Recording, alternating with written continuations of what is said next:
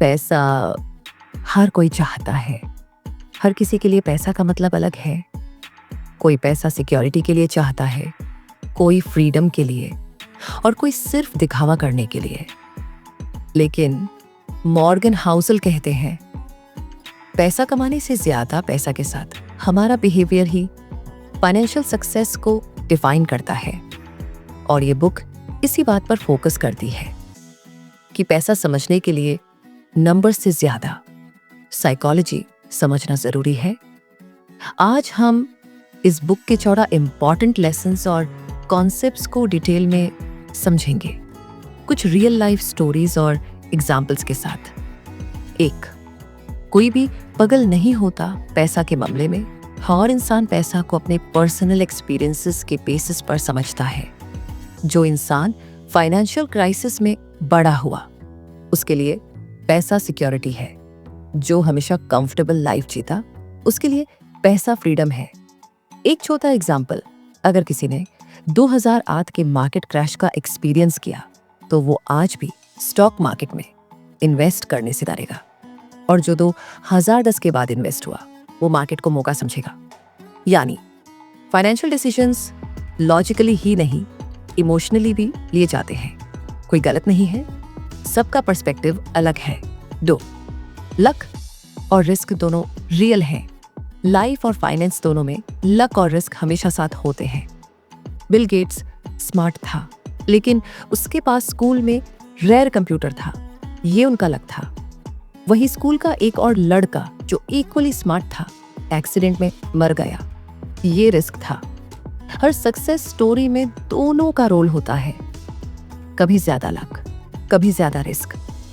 ये समझना जरूरी है कि किसी की सक्सेस सिर्फ उनकी मेहनत की वजह से नहीं है। एक छोटा स्टोरी, और एक इन्वेस्टर ने 10 स्टार्टअप्स में इन्वेस्ट किया और उनमें से सिर्फ एक ही सक्सेसफुल हुआ। ये सक्सेसफुल स्टार्टअप उनके पोर्टफोलियो का 99% रिटर्न ले आया।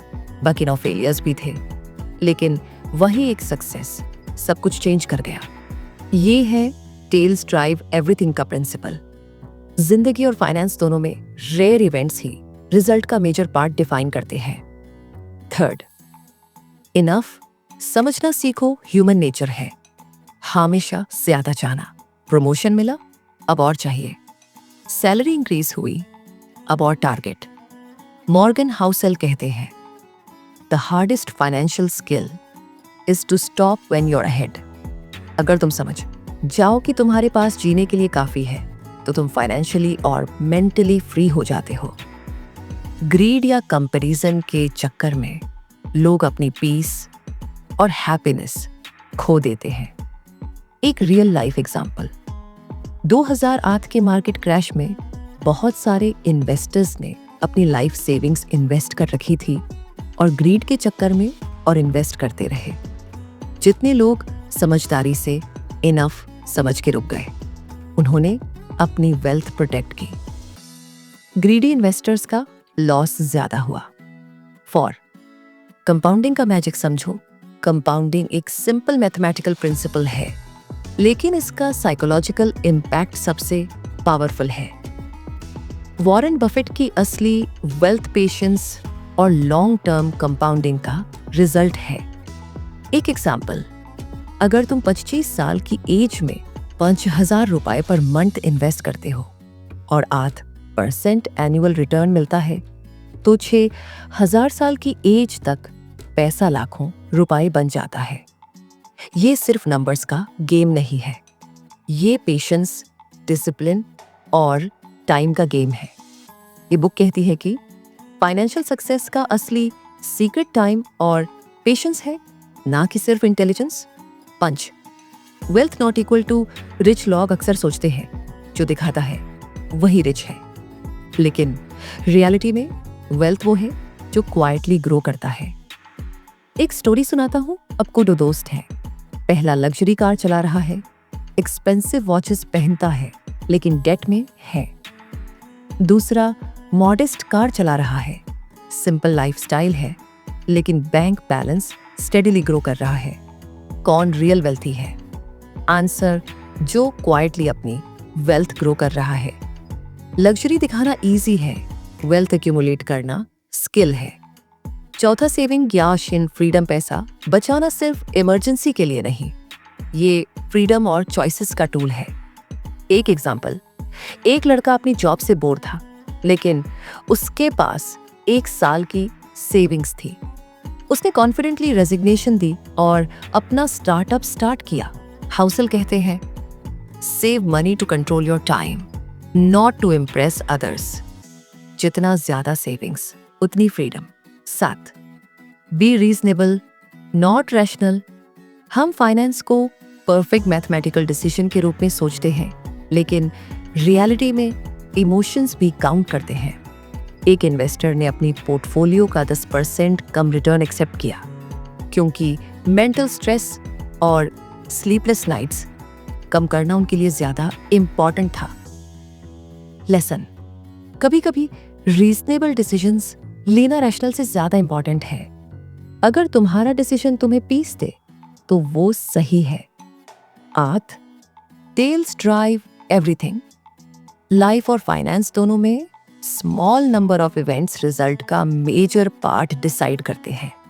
700 इन्वेस्टमेंट्स में से 2 से 3 ही बिग विनर्स होते हैं, लेकिन वही पोर्टफोलियो का मेजॉरिटी रिटर्न देते हैं। एक छोटा स्टोरी, एक वेंचर कैपिटलिस्ट ने 10 स्टार्टअप्स में इन्वेस्ट किया।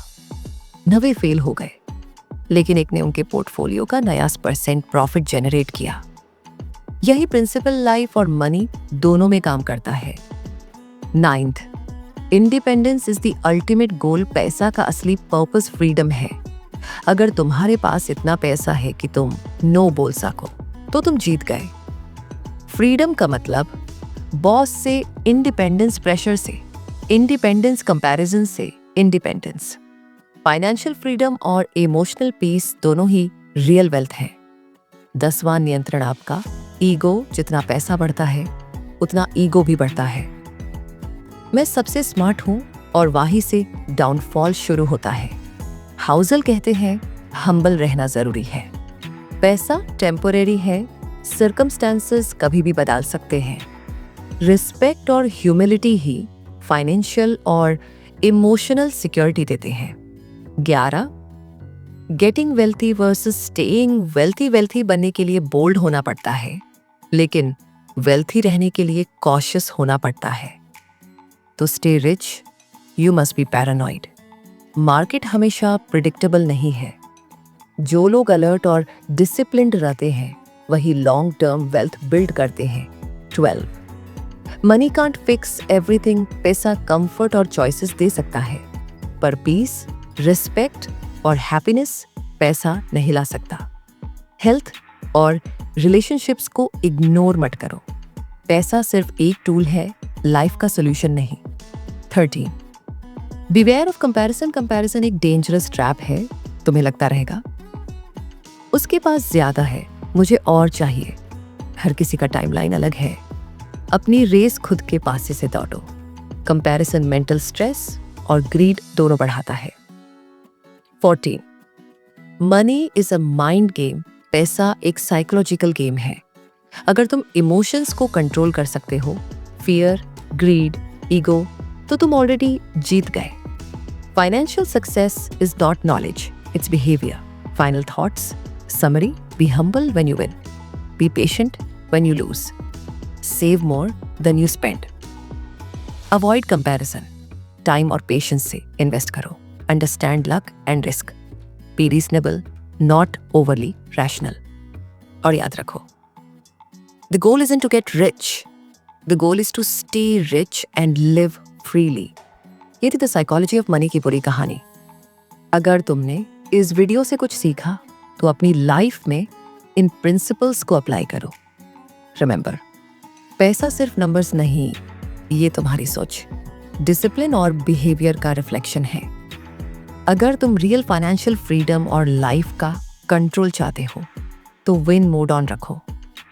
और हाँ, अगर तुम्हें ये वीडियो पसंद आई तो लाइक करो, सब्सक्राइब करो और बेल आइकॉन दबाना मत भूलना, क्योंकि विन मोड में हम ऐसे ही नॉलेज और मोटिवेशन लेकर आते रहेंगे।